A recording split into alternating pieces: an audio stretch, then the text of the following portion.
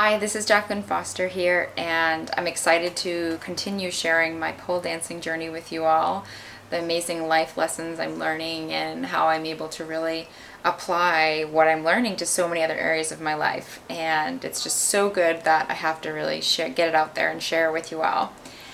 This week, the piece of my journey I'd really like to share is this idea of allowing myself to be more expansive, to take up more space, literally, literally and figuratively, to take up more space, and the sense of expansion that that has brought not only to my practice, but to my life.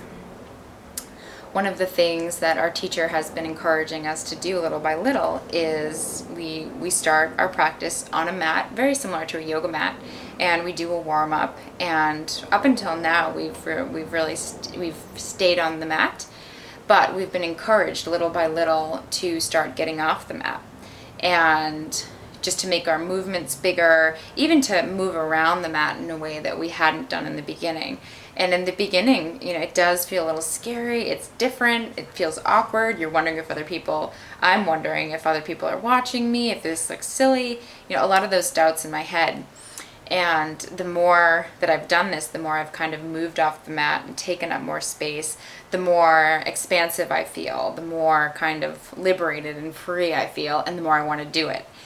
So this got me thinking about other areas of my life where I have, been sitting and been living on this mat, and where I, know that it's a bit comfortable, but I'm also wanting to push those borders and do more things that might feel a little bit uncomfortable, but that also really within my chest, within my heart, help me to feel expansive, and moving into trusting that comfort is almost more false than anything else. It's kind of keeping me hidden away in this little cocoon when really there's this desire in my heart, and I know that because when I do begin to push that and move a little bit more and trust, even when I might be feeling a bit of discomfort, that it's just growth, it's just moving into a different space, but that expansion comes with that, and it feels so freeing and motivating, and it really helps that cycle of